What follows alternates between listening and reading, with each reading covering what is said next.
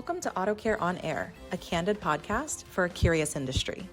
I'm Stacey Miller, Vice President of Communications at the Auto Care Association, and this is Traction Control, where we chat about recent news from the global to the local level and what it may mean to the industry, featuring guests on the front lines. Let's roll. All right. Welcome back to another episode of Traction Control. I have with me here Dan Colegrove, and he is a partner at the PRISM Group, which is a great partner of the Auto Care Association. They're really working to help ensure that our members understand what's going on at the state level and how it affects their businesses. So thank you so much, Dan, for being here. Stacey, thank you for inviting me. Fantastic. So tell me a little bit about you and about PRISM Group and the work that you're doing for Auto Care Association and really the industry at large. Thanks. Happy to. Well, I'm a partner in a firm called PRISM Group, P-R-I-S-M, as in Mary, not prison. Even though we're based in Washington, D.C., it's important to make that distinction. PRISM Group, we are what we call a public affairs firm. Some people, the old school term might be lobbying firm, and we do some lobbying as people understand it, but we're really more about public affairs, making our clients visible and making decision makers, lawmakers aware of what it is that they do. And we do it for a variety of folks. And for about 2 years now, I think, we've been very happy to be associated with the Auto Care Association. And great folks, as you know very well. Really enjoyed getting to know not just the leadership team, but also all the members as we encounter them. Really great stories to tell. My background and why I'm here is, although I'm based in Washington, D.C., I've been here for a long time and do some things on Capitol Hill and around town with Congress. Really, my background is in state government affairs, U.S. state government affairs in the U.S., and I have worked in them all and still do. And we have a team that supports Auto Care Association's government affairs team, specifically when it comes to state issues, which can matter a lot. If you have a few minutes, I'd be happy to talk to you about why. Absolutely, because there's a lot to keep track of.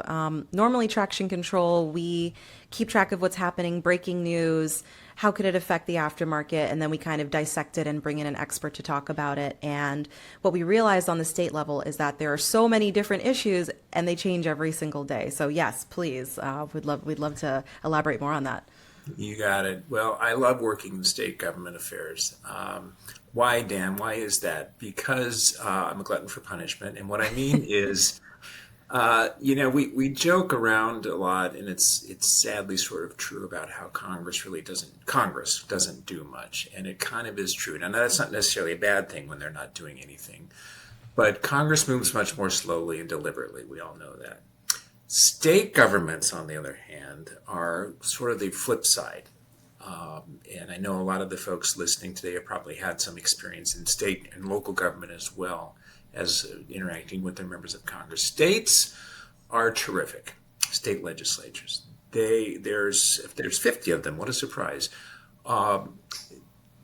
With almost no exceptions, they all have active legislative sessions every year. Usually they start up at the beginning of the year. So in January, coming up in a few months, it's going to be just nutso because they all convene.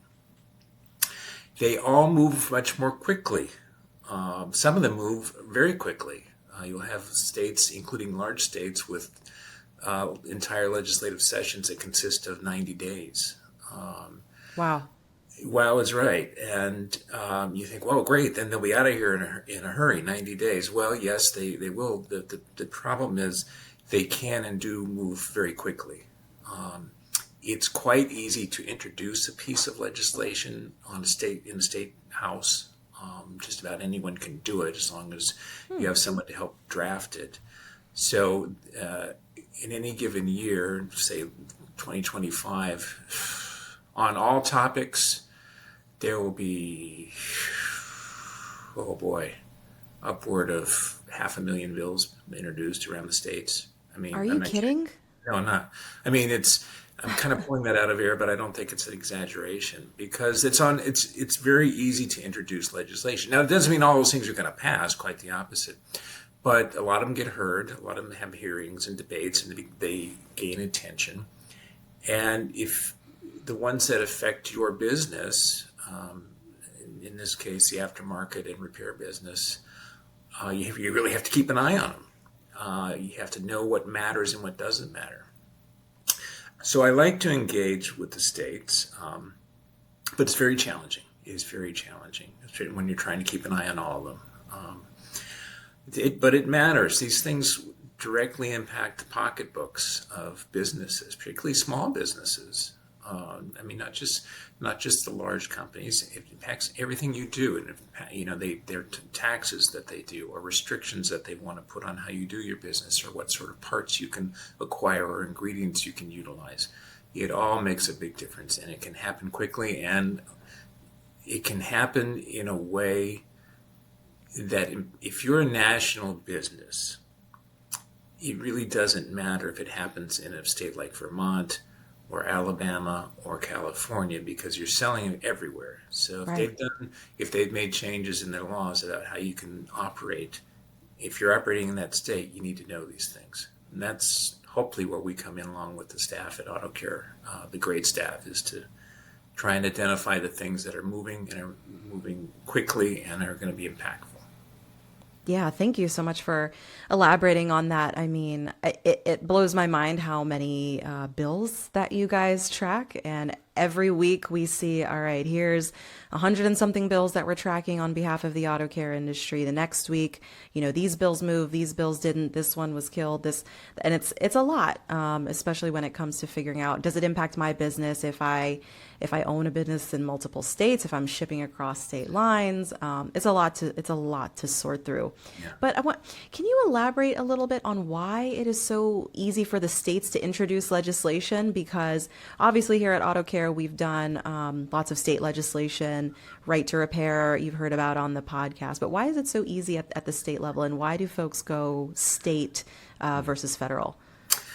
Well, it's, some state legislatures have been referred to in the past frequently as the laboratories of democracy in the United States. Mm-hmm. That it's to your question, why is it so easy? Because it is.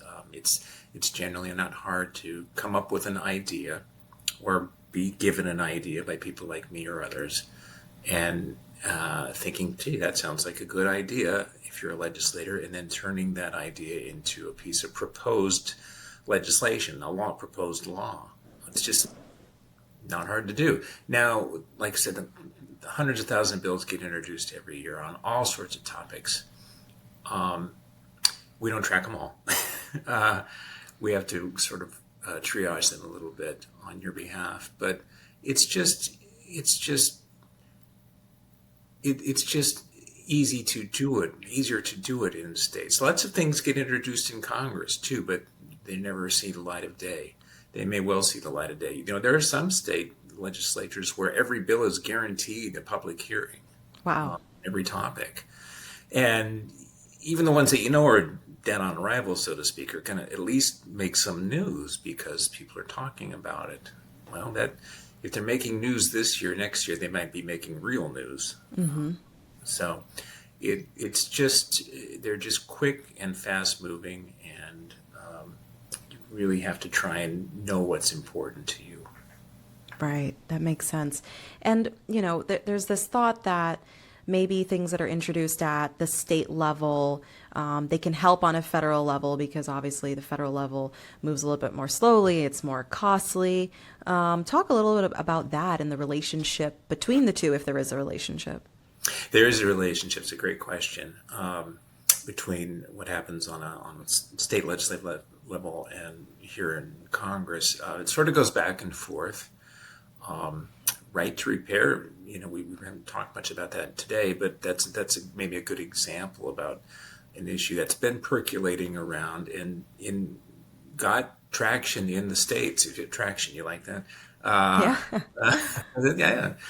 I worked that in on purpose. But it got, it got attention in the states to the point where it was debated in a number of states, and of course right to repair became law in a couple of states, Maine and Massachusetts, via ballot initiative. Well, that placed pressure on Congress, and although unfortunately the legislation here we were unable to get it across the finish line in Congress this year, I think it had a big impact because members of Congress now they know the issue. It's kind of coming up from below.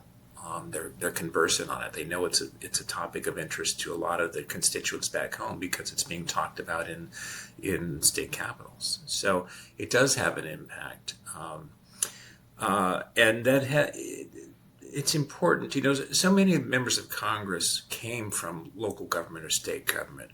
They like to be in, even though they're in Congress. We know the jokes about members of Congress not knowing what's going on back home, and well, I think the ex-members of Congress are the ones who don't pay attention to what's going back home because that's why they're ex-members of Congress. Most of them want to know what's going on back in their districts and back in their home states, and issues like this is a ripe issue. There's a great relationship it goes back and forth between Congress and state legislatures. And it provides, one final thought on that, it provides a lot of opportunities for members of the association to have some real impacts because, again, they want to know what's important to not just constituents, but in particularly constituents that are creating and sustaining jobs. Absolutely. Lots of opportunity to engage here. Absolutely. Right to repair is obviously the example that we consistently go back to because, 10 years ago, maybe people didn't quite know as much about right to repairs, particularly at the federal level. And as the conversation started bubbling up in the states, not just in automotive, but we heard right to repair for consumer electronics, for agriculture, for medical equipment, Colorado, New York, California, right?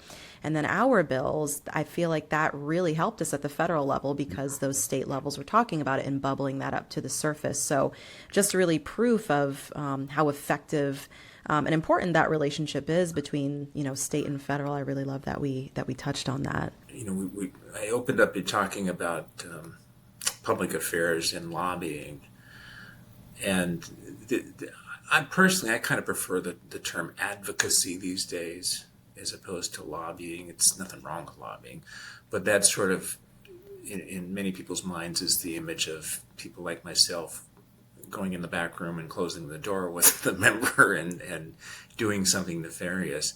Right. We don't do that, by the way. It's a cliche. But advocacy is different. Advocacy is more broad, and it's to what we were just speaking about. It's the opportunity for what we call grassroots, the association members and people like that, to have some impacts on having these decision makers make decisions that we think are the right ones. That's advocacy, and that's every bit as effective as someone like myself having a one-on-one with a member or a governor or something like that. I love that you brought that up and that definition. That's probably the soundbite of the episode, quite frankly, because when people talk to us about advocacy, government affairs, lobbying always gets a weird look.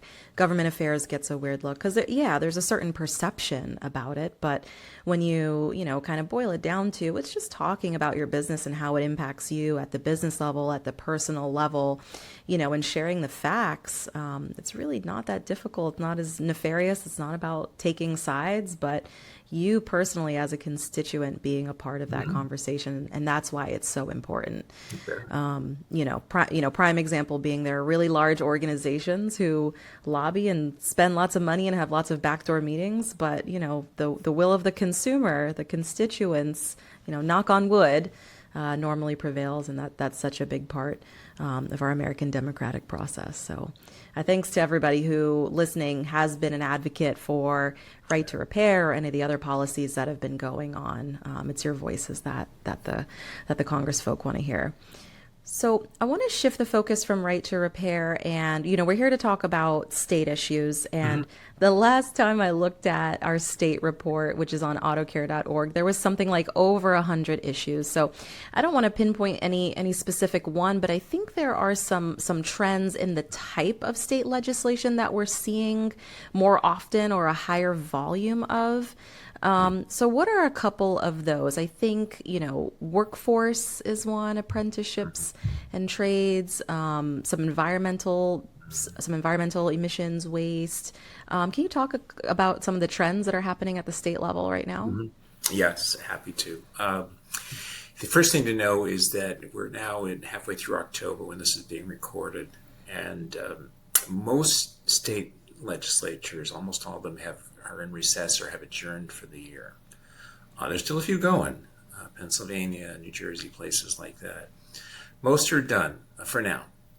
So they're, but it's not really quiet because they're planning and making decisions about what they want to discuss next year. And again, most of them come in January and ready to go. So there's already a process in place in many states called pre-filing, where what it sounds like, they're pre-filing legislation to discuss when they come back. So now's a good time to talk about trends.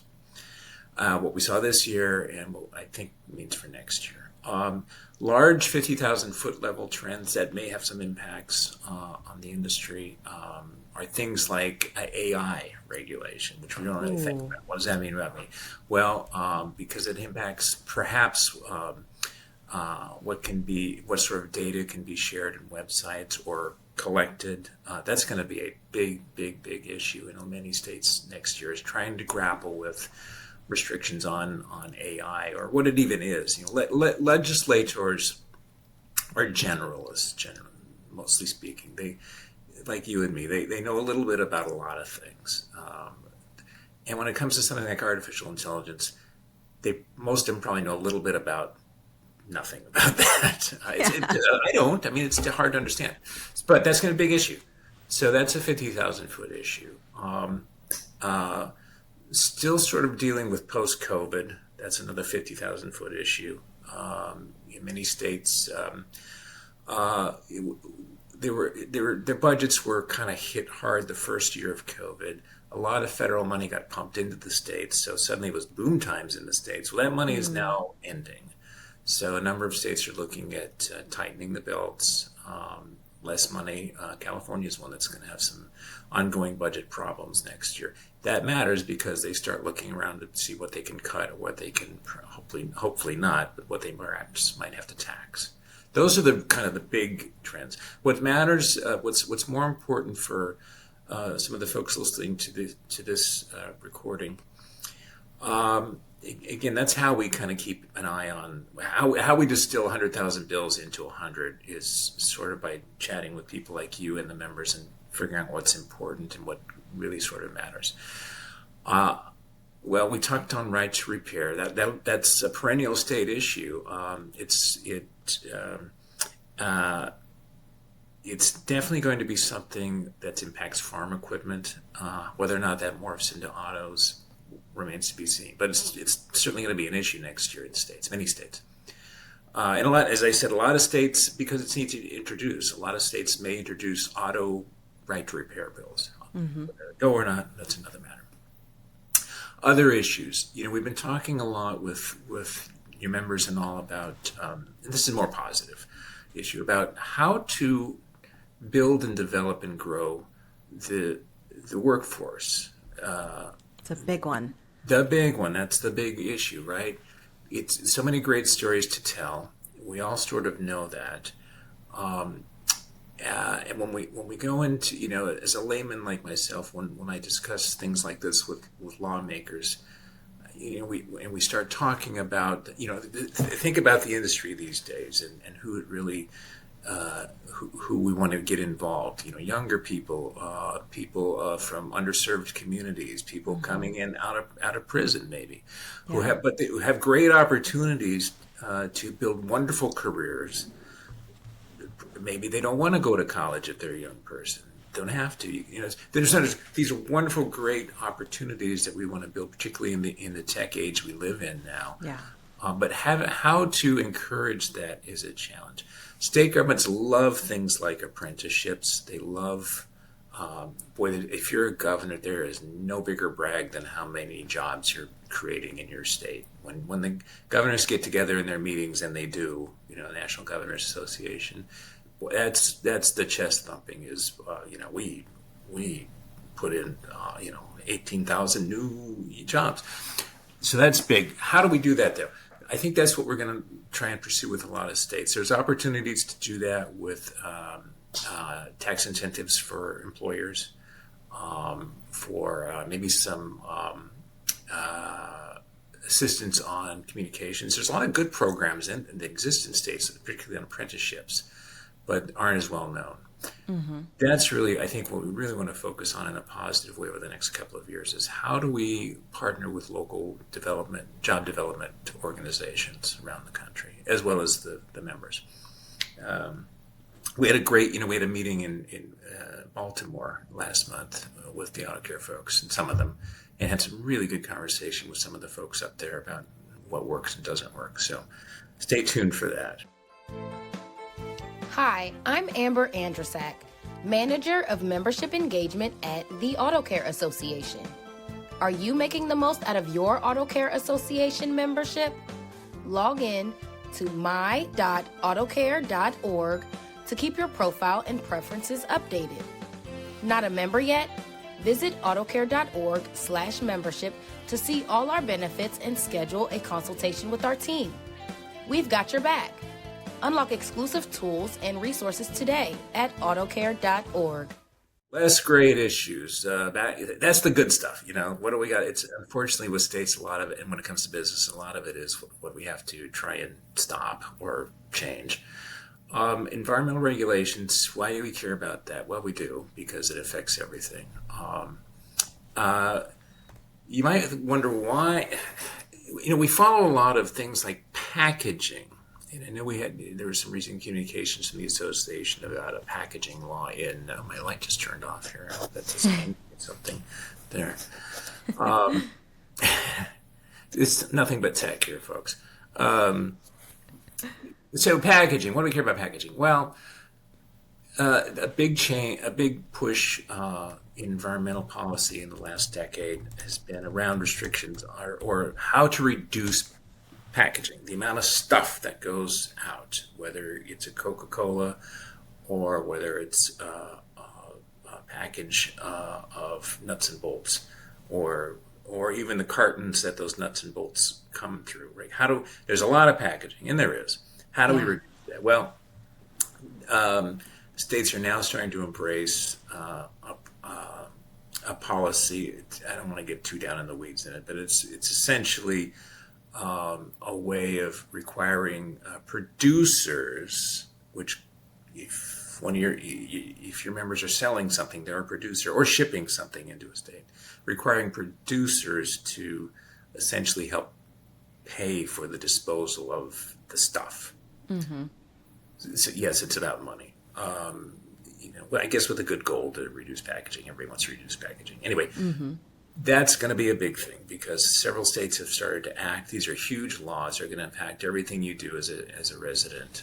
They have some slight differences. Colorado is the one that's come online most quickly, but there's several others coming, and next year a whole bunch more will pass, including California's is coming. They've already done it. So get ready. It's going to require for the members, it's going to require paying attention and signing up for things and hopefully not spending too much money. And what we try to do as these bills are debated next year is think about what's the unique issues that this industry might have, mm-hmm. what the lawmakers need to know about, whether it's what type of packaging or how often is it used. Packaging's a big thing. Another one, chemicals. You love them. We all love them. They're in everything.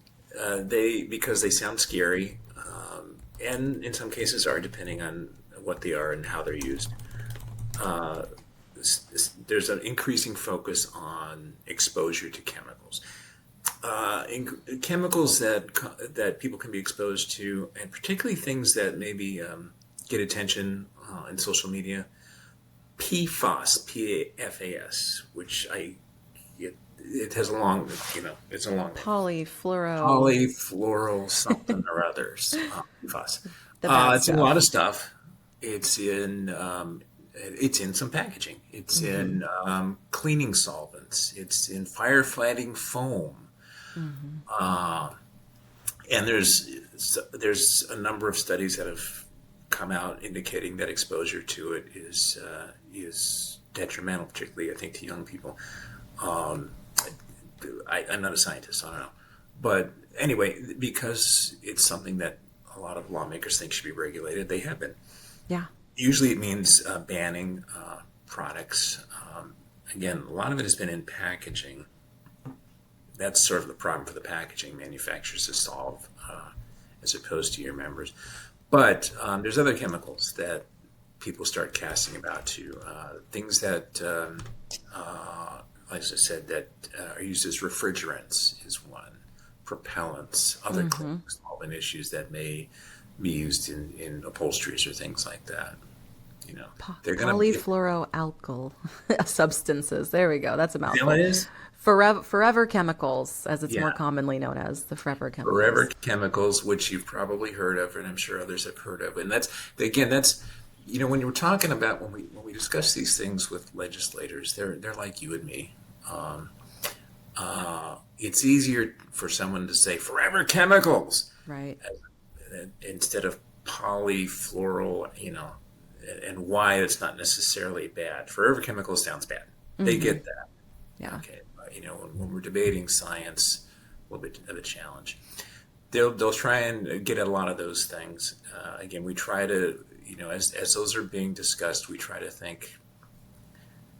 It's difficult to argue against sometimes wanting to protect kids if that's what their motivation is. Whether or not it's accurate is another matter. But you know, if that's motivation, fine. It might be difficult. But perhaps we can talk about things like, okay, since there's no real alternative on the market just yet for whatever the stuff is that we're talking about, maybe we can make the effective date of the ban 10 years from now instead of 5 years or next year.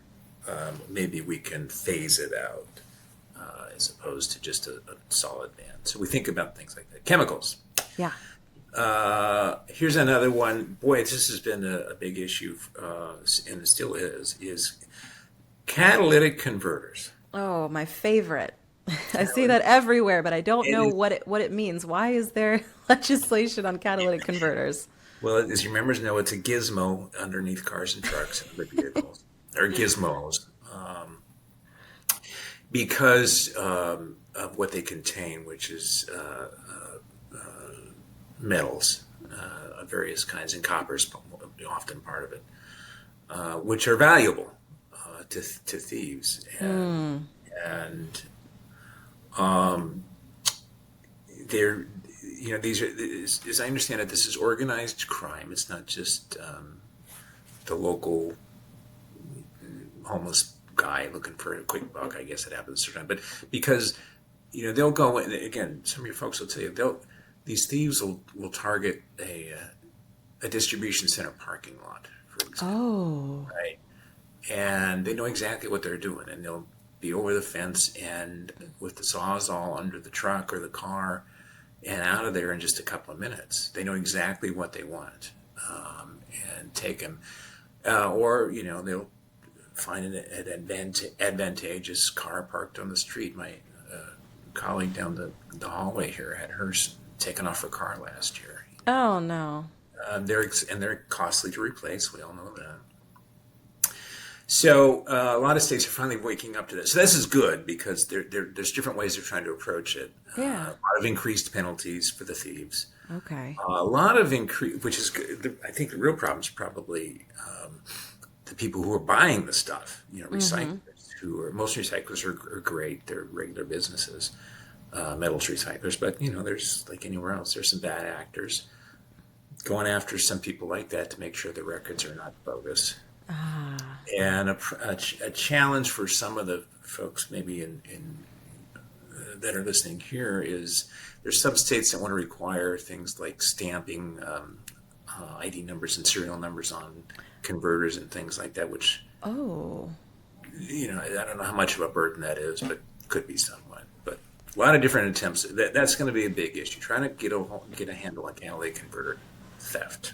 Wow. I have to do some research on what what the dollar amount is and, the theft, the market size of the theft, because it's got to be pretty significant if they're I considering. think as it's been explained to me, it's pretty darn huge. I had a conversation with a trucking fleet person not long ago that just said it's just enormous. Oh my gosh. I mean, I've seen a next door post or two where someone said, "Hey, the muffler got cut off my car," and I don't really understand why, but now it all makes sense. Sheesh, who knew we had to get legislation to solve that issue? Unreal. Okay, so case in point, lots going on at the state level, lots to monitor, lots that affects our businesses. So everything from workforce. I want to go back and touch really briefly on the trades once more, because you mentioned there's some workforce stuff going on at the state level. Kind of what are you seeing? Is it, are they focusing on apprenticeship programs for all trades, all vocations, vocational school, or are you seeing any focus specifically on, automotive or electrical or constructing? Because from what I've heard, there's, a shortage in basically all trades, all vocations, all skilled trades. So it seems like we really need this across all of them, but I don't really know what the state level perspective is on that.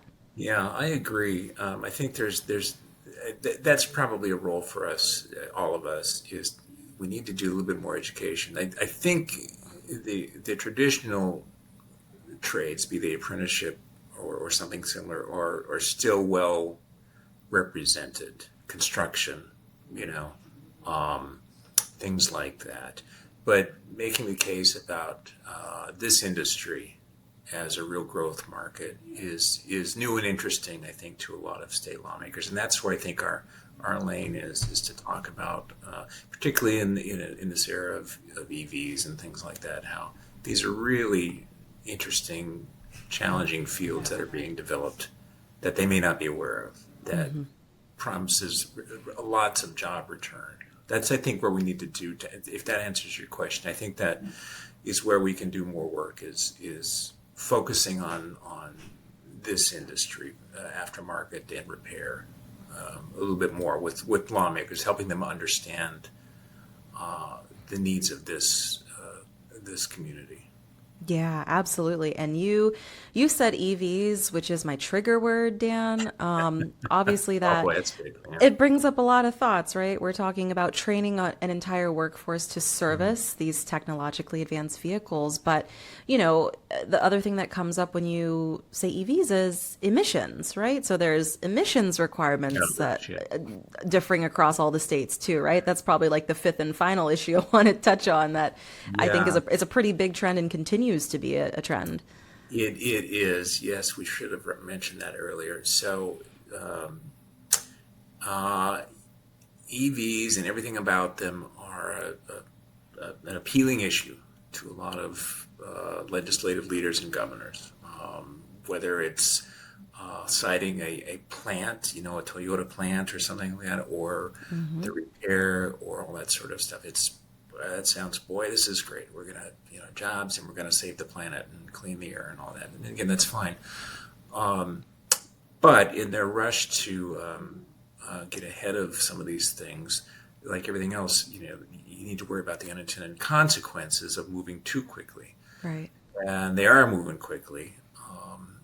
And it's one thing to encourage development or placing charging station. That's one thing. But it's quite another to, as in the case of, again, some places in California and elsewhere, putting restrictions on diesels, for example, or carbon-emitting vehicles. Like, the trucks can't service the ports unless they're electric vehicles by 2030, which I think is the thing. Oh, gosh. Well, okay, great. Well, how is it going to work? Right. How are we going to get the stuff out of the port of Long Beach to Alabama? Don't know. So but EVs are super hot. Tax incentives tax incentives are fine but to build facilities, charging stations, all good. Maybe tax incentives to help technicians. That's not bad. That would be great. Yeah.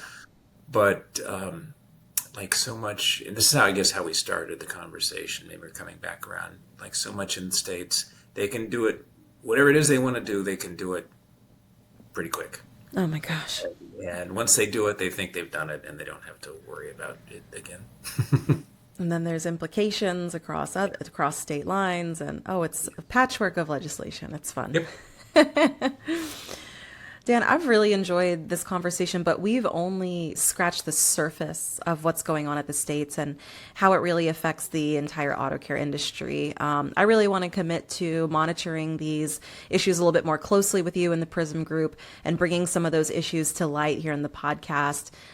Some quick hits on, hey, here's what's happening, here's why it's significant, and what you can do about it. So I'm really looking forward to doing that with you.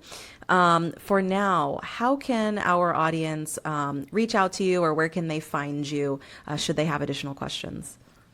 I'm tempted to say just look in any random state capital, but the odds are high that you'll get me. Well, thank you. That's very kind. We love working with you and the association. We really do. It's terrific staff, great leadership, very much committed to the members, and I sincerely think that. It's a great partnership, and it's a two-way partnership. We rely on you and the members to let us know what it is we should be looking at. To get into, through you or some of the other staff is probably the best way. I mean, I'm happy. I love hearing from folks. So if you want to throw my email contact up at some point, great. I'll leave it to you to do with that. I'm here in Washington, but moving around. But we really want to hear. It's the old cliche. We want to hear from you. What we do. That's how advocacy works. It's one. I'm a faking amateur when it comes to a lot of things. We really need the input from the members about how it really works, so that we can advocate on their behalf. I appreciate that, Dan. And I hardly believe the amateur, because I know you've been at this for a long time, and we appreciate your expertise. So for anyone in the auto care industry, Dan's right. We need your feedback. So if you're hearing about issues at the local level that matter to you, or you want to learn more, you can always reach out to us. Visit autocare.org. You can email info@autocare.org, or contact me directly. That's stacey.miller@autocare.org. We can talk about those issues and get you in touch with Dan and the team, and then use that to make sure that we're best representing our industry in these advocacy efforts. So thank you so much, Dan, for taking the time today, and we look forward to having you here again. Thank you, Stacey. It's a pleasure. Thanks for tuning in to another episode of Auto Care on Air. Make sure to subscribe to our podcast so that you never miss an episode. And don't forget to leave us a rating and review. That helps others discover our content. Auto Care on Air is a production of the Auto Care Association, dedicated to advancing the auto care industry and supporting professionals like you. To learn more about the association and its initiatives, visit autocare.org.